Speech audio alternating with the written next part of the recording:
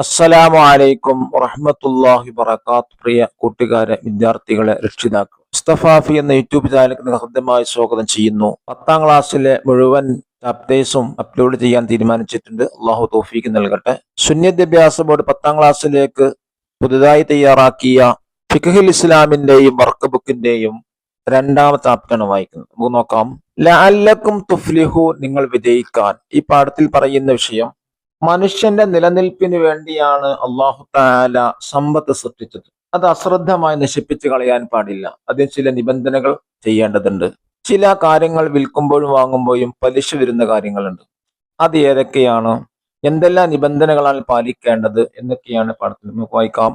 മസ്ജിദ് നിർമ്മാണത്തിന് ശേഷം നബി സല്ലല്ലാഹു അലൈഹി വസല്ലമ മദീനയിൽ ആദ്യമായി ചെയ്തത് സൂഖ് നിർമ്മാണമായിരുന്നു. സൂഖ് മാർക്കറ്റ്. പലിശരധിഷ്ഠിതമായി പ്രവർത്തിച്ചിരുന്ന ജൂതരുടെ ബൈനുഖായ സൂഖിനടുത്ത് പലിശരഹിതവും ഇസ്ലാമിക നിയമങ്ങളിൽ അധിഷ്ഠിതവുമായ ഒരു സൂഖ് സ്ഥാപിക്കാൻ നബി സല്ലല്ലാഹു അലൈഹി വസല്ലമ ഒരുങ്ങി. ജൂത നേതാവായിരുന്ന കഅബ് ബിൻ അഷ്റഫിന്റെ എതിർപ്പ് കാരണം അത് അവിടെ നിന്ന് കുറച്ചുകൂടി വിശാലമായ മറ്റൊരിടത്തേക്ക് മാറ്റി. ശേഷം നബി സല്ലല്ലാഹു അലൈഹി വസല്ലം പറഞ്ഞു, ഇത് നിങ്ങളെ സൂഖാണ്. ഇവിടെ നിങ്ങൾക്ക് സൗകര്യം കുറയുകയില്ല. ഇതിന് നിങ്ങൾ നികുതി നൽകേണ്ടതുമില്ല. സുനൻ ഇബ്നു മാജ റിപ്പോർട്ട് ചെയ്ത ഹദീസാണ്. അതിൽ പ്രധാനമായി നബി സല്ലല്ലാഹു അലൈഹി വസല്ലം തങ്ങൾ പലിശ രഹിത ഇടപാടിനാണ് ഇവിടെ ഊന്നൽ നൽകിയത്. മനുഷ്യന്റെ നിലനിൽപ്പിന് വേണ്ടിയാണ് അല്ലാഹു തആല സമ്പത്ത് സൃഷ്ടിച്ചത്. അത് അശ്രദ്ധമായി നശിപ്പിച്ചു കളയാൻ പാടില്ല. അല്ലാഹു തആല പറയുന്നു, വലാ തുഉത്തു സുഫഹാ അംവാലക്കും അല്ലാത്തി ജഅലല്ലാഹു ലക്കും ഖിയാമ. നിലനിൽപ്പിനായി അള്ളാഹു നിശ്ചയിച്ച നിങ്ങളുടെ ധനത്തെ വിഡ്ഢികൾക്ക് വിട്ടുകൊടുക്കരുത്. നിസാ സൂറത്തിലെ 5ാമത്തെ ആയത്താണ്. നബി സല്ലല്ലാഹു അലൈഹി വസല്ലം പറഞ്ഞു, ഒരാൾ തന്റെ ധനസംരക്ഷണത്തിന് വേണ്ടി നടത്തിയ സംഘട്ടനത്തിൽ കൊല്ലപ്പെട്ടാൽ അയാൾ രക്തസാക്ഷിയാണ്.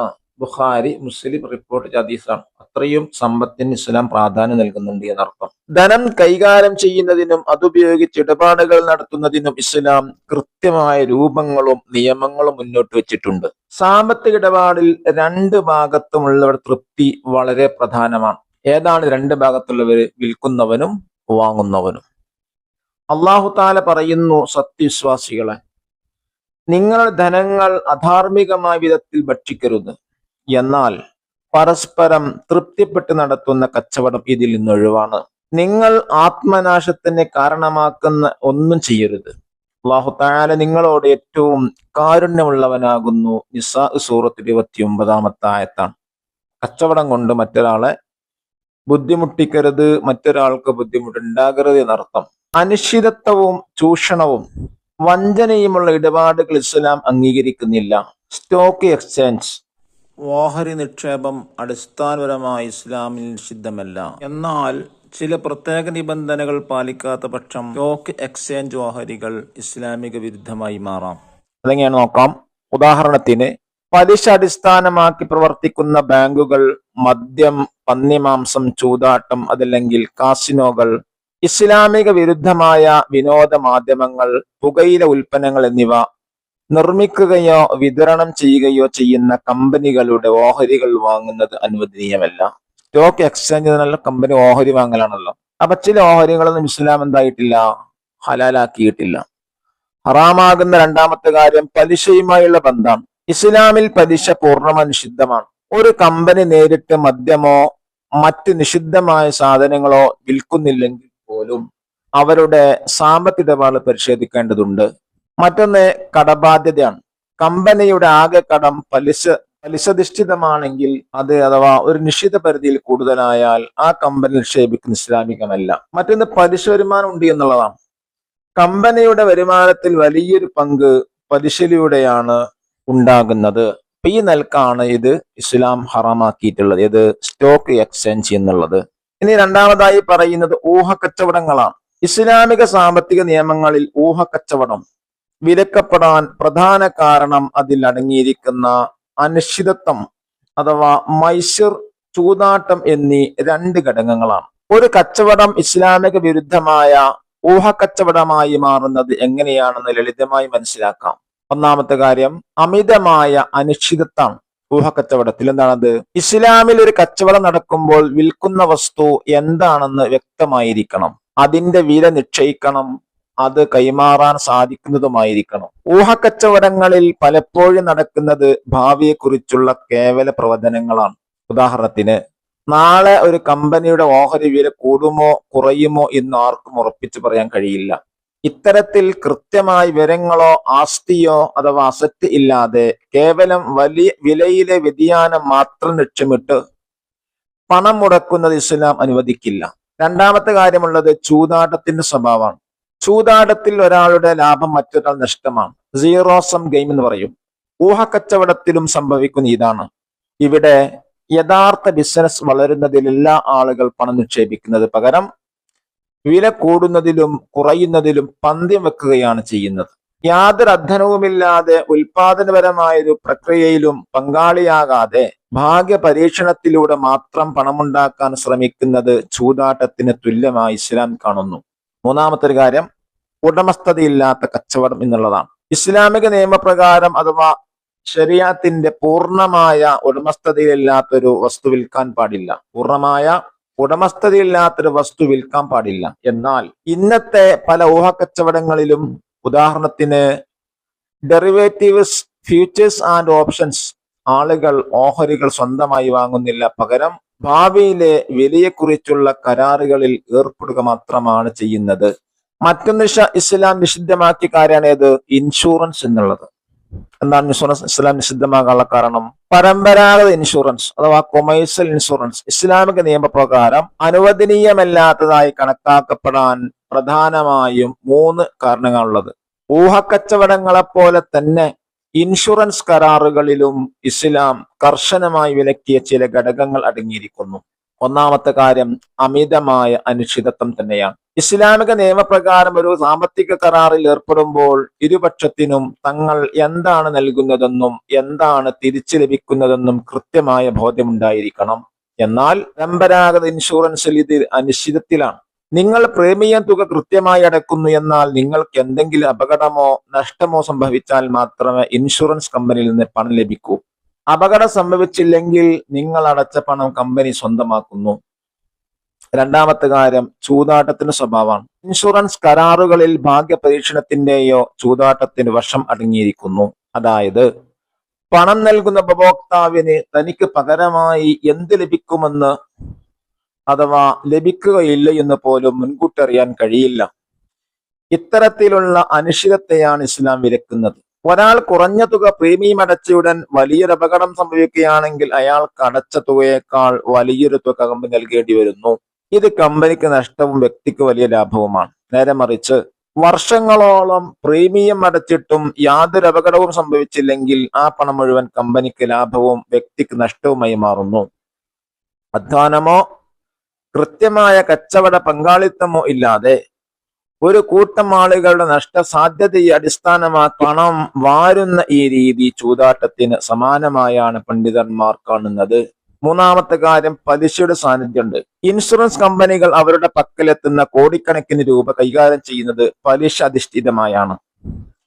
ഉപഭോക്താക്കളിൽ നിന്ന് വാങ്ങുന്ന പ്രീമിയം തുക ഇൻഷുറൻസ് കമ്പനികൾ പലപ്പോഴും നിക്ഷേപിക്കുന്നത് പലിശ ലഭിക്കുന്ന സർക്കാർ ബോണ്ടുകളിലോ ബാങ്കുകളിലോ ആണ്.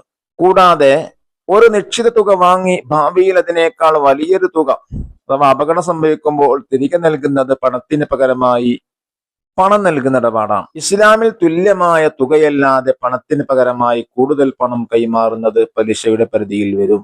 ഇതുകൊണ്ടാണ് ഇൻഷുറൻസ് ഇസ്ലാം അംഗീകരിക്കാത്തത്. തുടങ്ങിയ അത്തരം ഇടപാടുകളാണ്. പലിശ കഠിനമായ ചൂഷണമാണ്. ഖുർആനും സുന്നത്തും ഇജ്മാഉം വലിയ പാപമായി എണ്ണിയ ഒന്നാണത്. പലിശ ഭക്ഷിക്കുന്നവനെയും നൽകുന്നവനെയും എഴുതുന്നവനെയും അതിന്റെ സാക്ഷികളെയും നബി സല്ലല്ലാഹു അലൈഹി വസല്ലം ശപിച്ചു. അവിടുന്ന് പറഞ്ഞു, അവരെല്ലാം ഒരുപോലെയാണ്.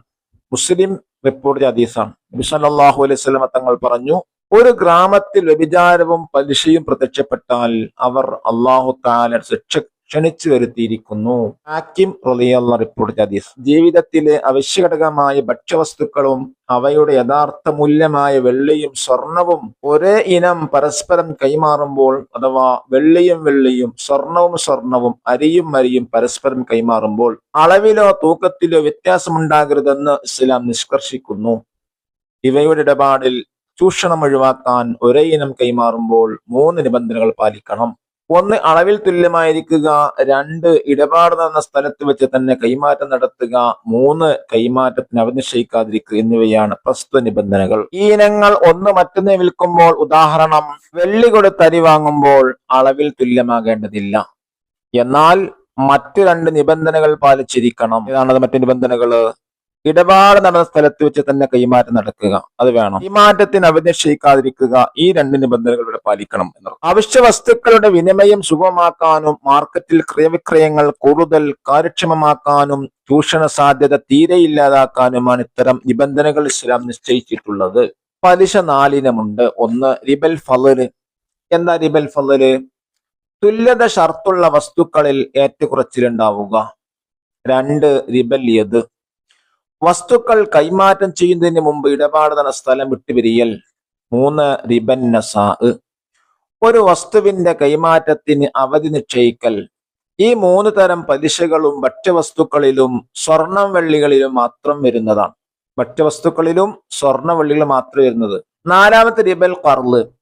കടം നൽകുന്നവൻ ഉപകാരം ലഭിക്കുന്ന വിധത്തിൽ വ്യവസ്ഥ ചെയ്യുന്ന ഇടപാടാണിത്. ബാങ്ക് ലോണുകളെല്ലാം ഇതിന്റെ പരിധിയിൽപ്പെടുന്നു. ലോട്ടറി, ലക്കി ഡ്രോകൾ, ചൂതാട്ടം, മണി ചെയിൻ ഇടപാട് തുടങ്ങിയ ഇടപാടുകളും തെറ്റാണ്. അനീതിയും അനിശ്ചിത്വം ഉണ്ടാക്കുന്ന ഒരു ഇടപാടുകളും ഇസ്ലാം അംഗീകരിക്കുന്നില്ല. അബൂ ഹുറൈറ റളിയല്ലാഹു അൻഹു പറഞ്ഞു, കല്ലെറിഞ്ഞുള്ള കച്ചവടത്തെയും അനിശ്ചിത്വമുള്ള കച്ചവടത്തെയും നബി സല്ലല്ലാഹു അലൈഹി വസല്ലം നിരോധിച്ചിട്ടുണ്ട്. പൂഴ്ത്തിവെപ്പ്, ന്യൂനത മറച്ചുവെക്കൽ. ന്യൂനത പറഞ്ഞാൽ എന്താണ്? അതിന്റെ പോരായ്മ, കുറവുകൾ. ചരക്കുകളെ കുറിച്ചറിയാതെയുള്ള വിൽപ്പന തുടങ്ങിയവെല്ലാം അത്തരത്തിൽ പെടുന്നു. കച്ചവട സംഘങ്ങൾ മാർക്കറ്റിൽ എത്തുന്നതിന് മുമ്പ് അവരുമായി കച്ചവടർപ്പിക്കുന്ന രീതിയെ നബി സല്ലല്ലാഹു അലൈഹി വസല്ലം നിരോധിച്ചിട്ടുണ്ട്.